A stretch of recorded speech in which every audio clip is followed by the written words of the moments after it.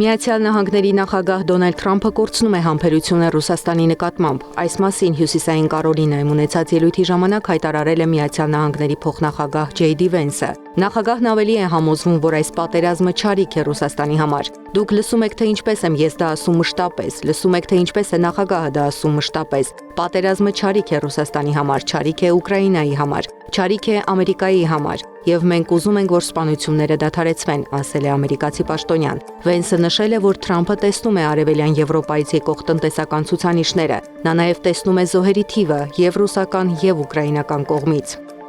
Նյու Յորքում հանդիպել են Միացյալ Նահանգների պետքարտուղարն ու Ռուսաստանի արտաքին գործերի նախարարը։ ՄԱԿ-ի գլխավոր ասամբլեայի 80-րդ նստաշրջանի շրջանակում տեղի ունեցած հանդիպումը եղել է դռնփակ եւ տևել է մոտ 1 ժամ։ Հանդիպումից հետո Լավրովը չի խոսել մամուլի հետ, ցույց տալով միայն բութմատը։ Ռուսաստանի արտաքին գործերի նախարարությունից հայտնել են, որ հանդիպման ժամանակ Լավրովն ու Ռուբիոն հաստատել են իրենց շահագրգռվածությունն ուկրաինական ճգնաժամի խաղաղ լուծում գտնելու հարցում։ Միացյալ Նահանգների պետքարտուղարության տարածած հայտարարության համաձայն էլ Ռուբիոն բանակցությունների ընթացքում կրկնել է Ուկրաինայի հակամարտությունը դադարեցնելու Թրամփի կոչը։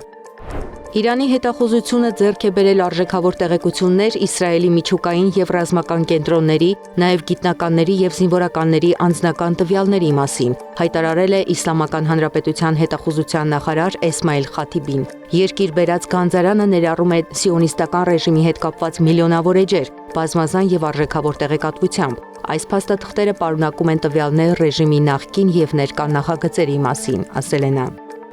Վենեսուելայի հյուսիս-արևմուտքում 6.2 մագնիտուդ ուժգնությամբ երկրաշարժ է տեղի ունեցել, որը զգացվել է մի քանի նահանգում եւ հարևան Կոլումբիայում։ Բնակիչներն ու աշխատակիցները տարհանվել են մոտակա շենքերից, վնասների մասին տեղեկություններ դեռ չկան։